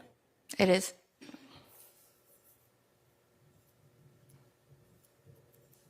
The car that pulled up behind, does that car go left and turn left? Yes. And you said that you've been out to this area before. I have. Is the middle lane a turn lane? No. Is it only the left lane? Yes.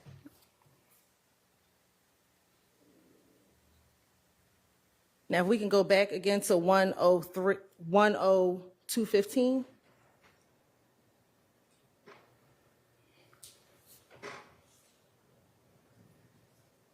Now, investigator, I want you to focus on, remember the individual you saw walking in the video before? Yes. I want you to focus on that individual walking. Okay. And if you can show the jury when you first see the person walking. Right there. Or is it not on my screen? It is. Oh, there it is.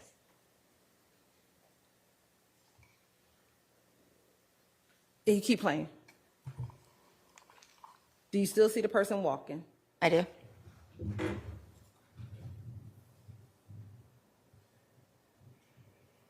Are they still walking when the car makes a U-turn? It is. They are.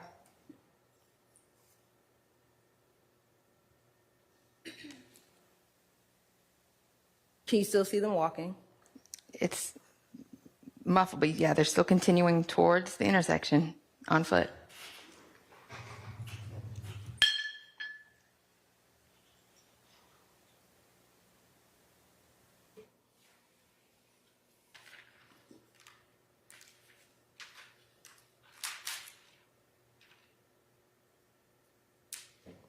And is Mr. Drink's car still sitting in the left lane? It is.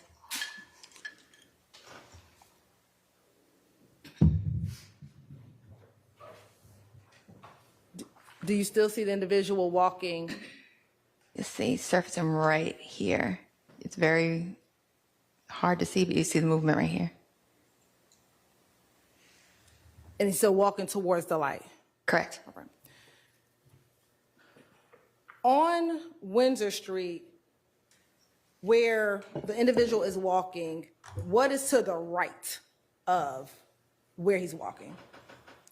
I believe I remember correctly, it's some bushes or shrubbery, and there may be a wall of some sort. I can't 100%.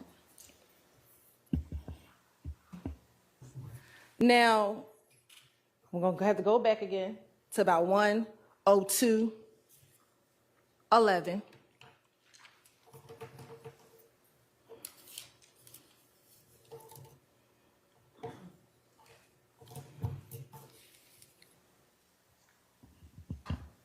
Again, is that where all three cars, the Fusion, the Audi, and and Mr. Drink's car all at the light.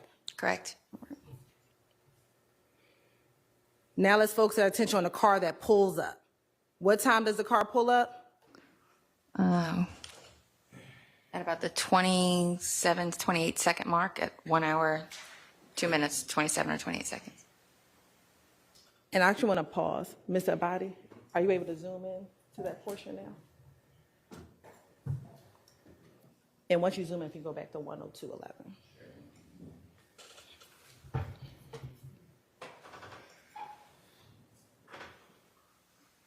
This footage so grainy though. Zooming in not gonna help us.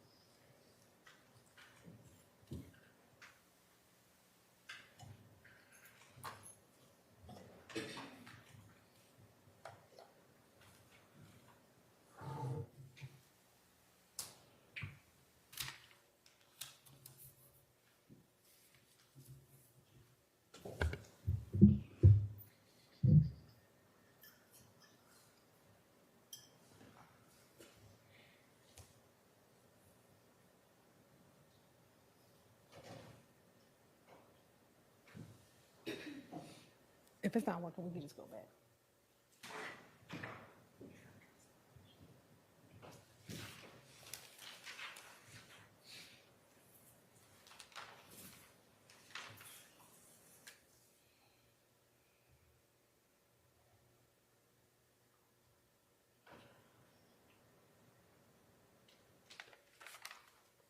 I'm talking about that courtroom so empty, it don't even look like the media in there no more.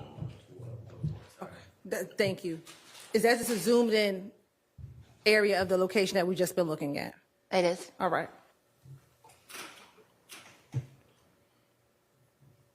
And now I'm going to focus on the white car that pulls up. Do you see the Fusion pull for it first? Correct. Is that the Audi pulling off into traffic? Correct. Now, is the white car behind those cars? It is. And from here, can you tell if the car that pulls up is behind the car with Mr. Drinks? You'll see like a gap here. It's like the tires are back towards the back of the car. In the turning lane? It's in the middle lane. Okay. Keep going. And do you see the car flash on and off and the car still behind Mr. Drink's car? Yes. Right.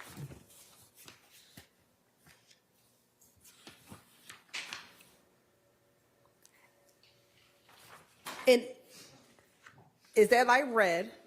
It is. And does the light turn green when he goes to make the left turn? It is. Following road traffic? Correct. Or following the correct signals? Correct. And is the car still sitting there? It is. At any point in time in this video, do you see any muzzle flash? No. But was Mr. Drink still shot inside of that vehicle? Yes.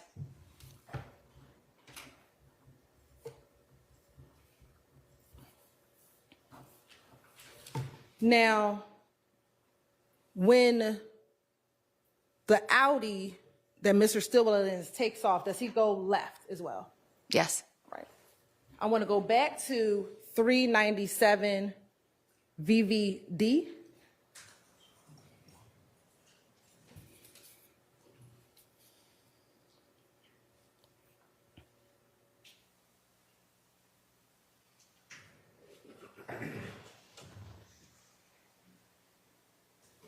And I want to go all the way up to the top initially, Okay. this exhibit.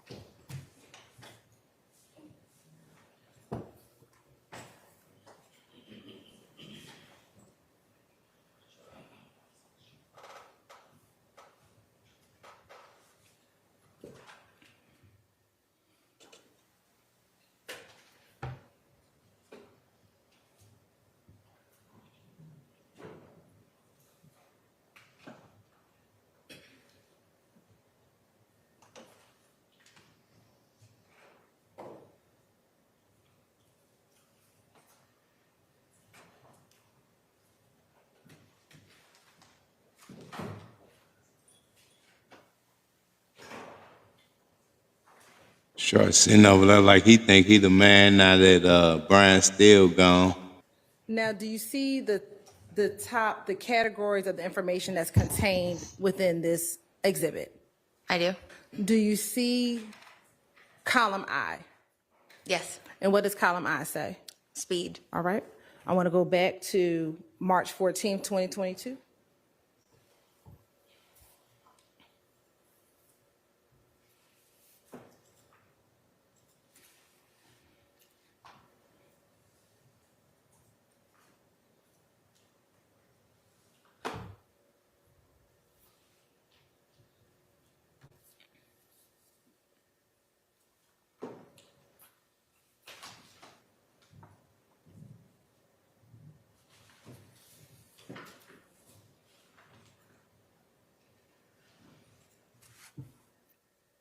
And I want to scroll to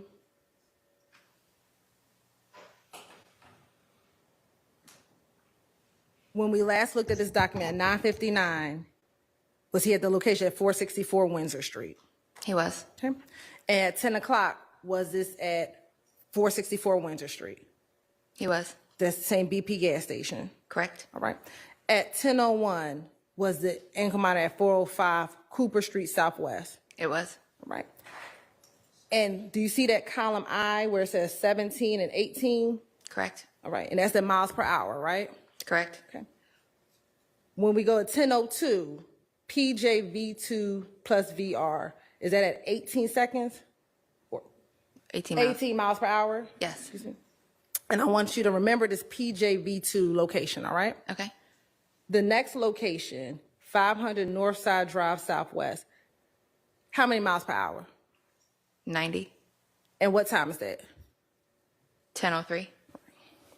Is that 2 minutes after the car is at the, or the ankle monitor at the PJV2 location? A minute. Excuse me, a minute after the PJV2 location. Yes. All right. I want to show you 397 VVF.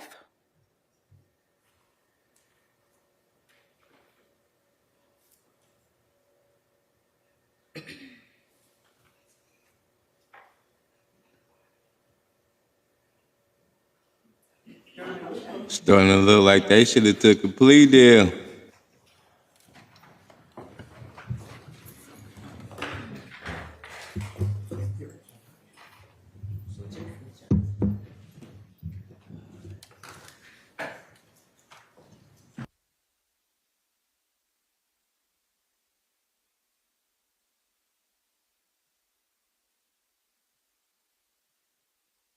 Real, this whole trial is unfair.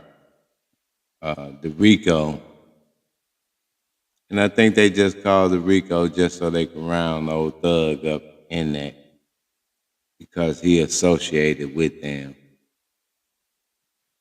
and his lyrics, right? But what I was saying earlier is this whole case was handed down from Fannie Willis, right? Fannie Willis had the light shining on her at the time. And she held this press conference trying to run all the games out of Fulton County. She said, if not, there will be RICO cases she will be handing down all throughout Atlanta, right? And she said, some of them are entertainers, rappers. And a lot of speculation was, I ain't even gonna say the man's name but it was speculation that other rappers, they had other rappers in mind, right? Then she held the RICO down on the YFN game. That's with YFN Lucci. That's the guy that got stabbed up in the jail. Allegedly by a YSL member. That's what that whole phone call was about. When he was telling him, yeah, I'm up in here with him now. With I don't think he said Lucci, I think he said YFN or something to that nature, right? He ain't say his whole name, but he said, I'm trying to see what I can get for that. Oh boy was like, nah, he was like, I'm in PC right now. And old boy was like, nah, man, you got to get up out of that.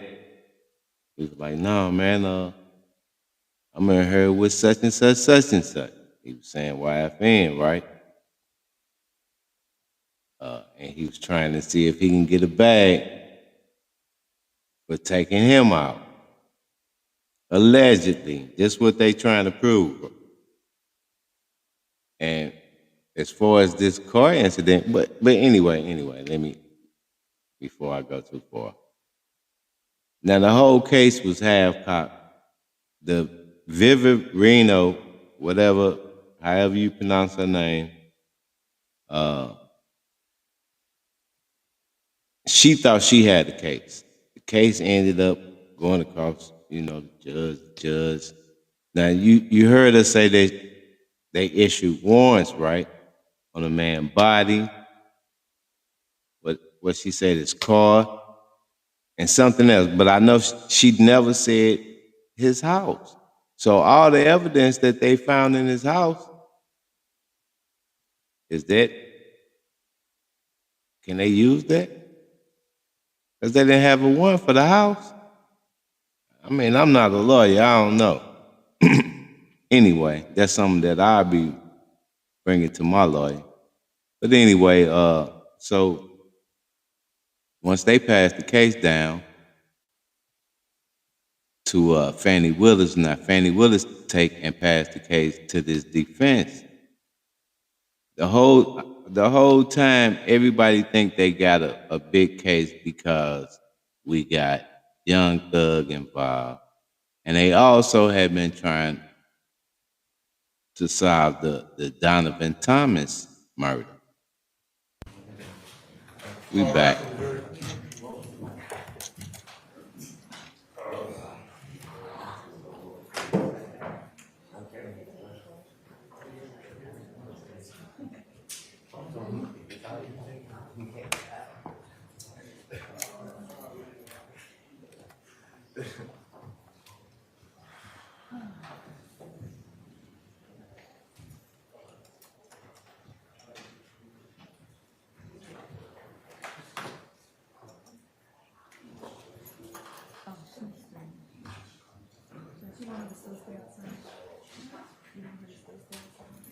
Yeah, can you stand up, please?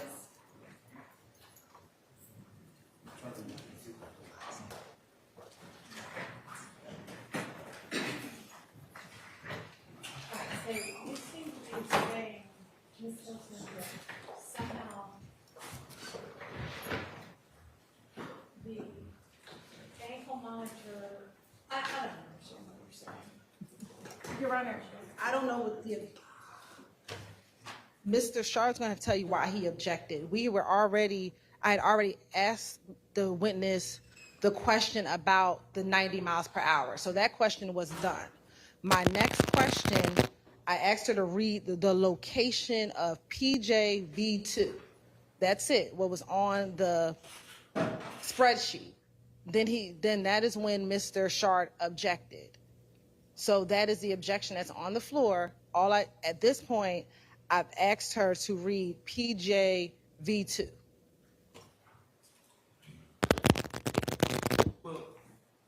She is reading off of an ankle monitor report from the ankle monitor company.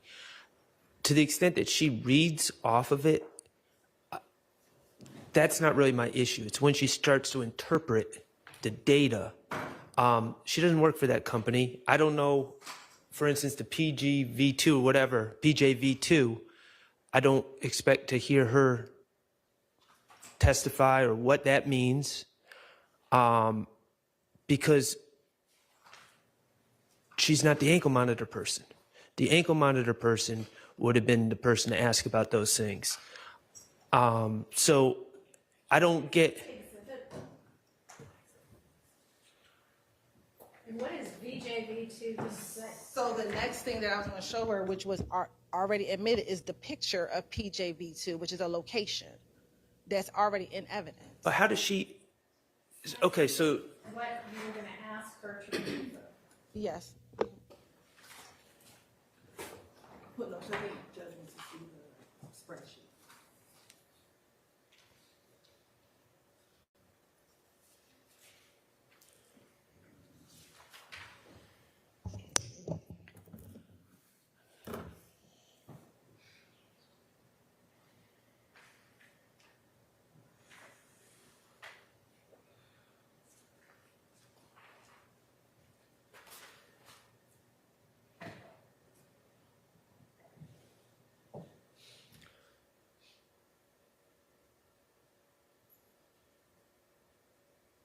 So this is the spreadsheet, Your Honor. Okay. On here, which I had her read earlier on the spreadsheet, the column has the name, column D has the date and time, column E and F is longitude and latitude, and column G is a location. So before the objection, I believe she was reading, or she had read, at March 14th, 2022 at 10:02 p.m., the location PJ V2 plus VR, Atlanta, Georgia. That is what my question entailed. And that was the Okay, and she read that? She Or read, is- Okay, she read PJV2 plus VR, Atlanta, Georgia? I believe that. if Or the is that object- when the objection came? That might have been when the objection came. Okay, and then what? And I was just gonna have her read the date and time of that location. Then I was gonna show her what has been admitted already as already admitted as 397 VVF. That plots that location Correct. that's by the ankle monitor company? Or by whom? He showed the ankle monitor company that picture as it correlated to this location here.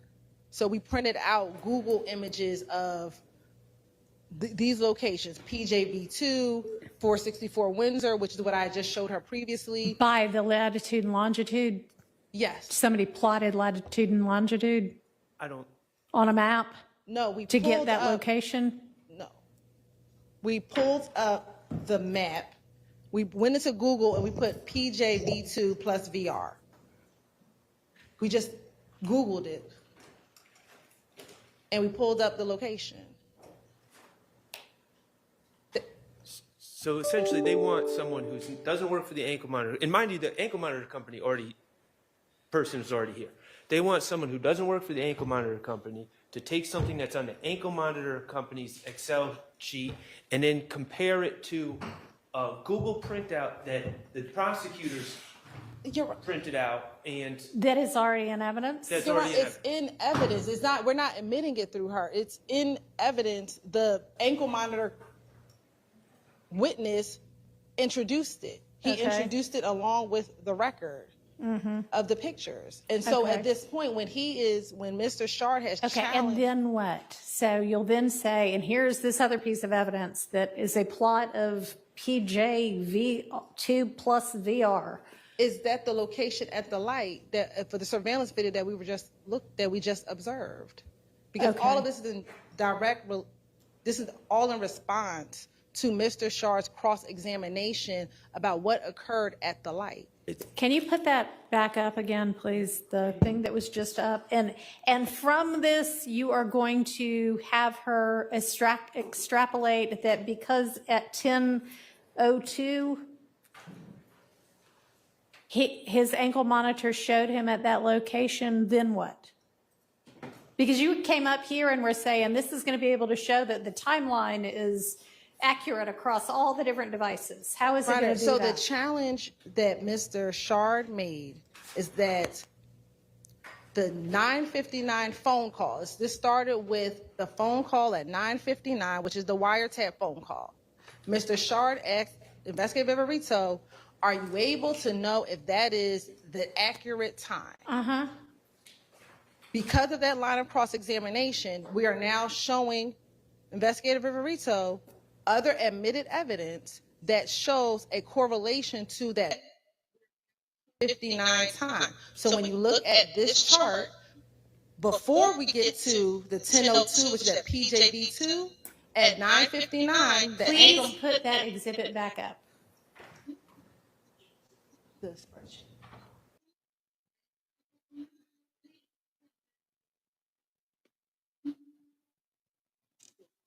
So, check this out, squad. This was about to get real hot up in that courtroom.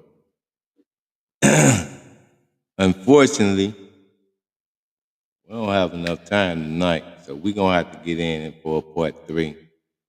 Like, I got 3 jobs. You know what I'm talking about? And I'm trying to get rid of one of them. I'm constantly posting my cash app. Like,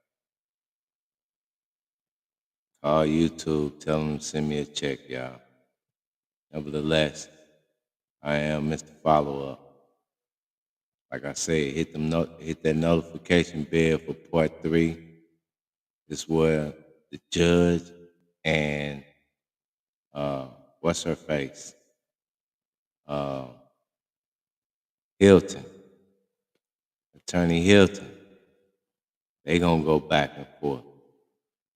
Y'all gonna want to see that. So probably same time, same place. Over here at Fly High Productions, I am Mr. Follow Up. Salute. I'm out. Squad up.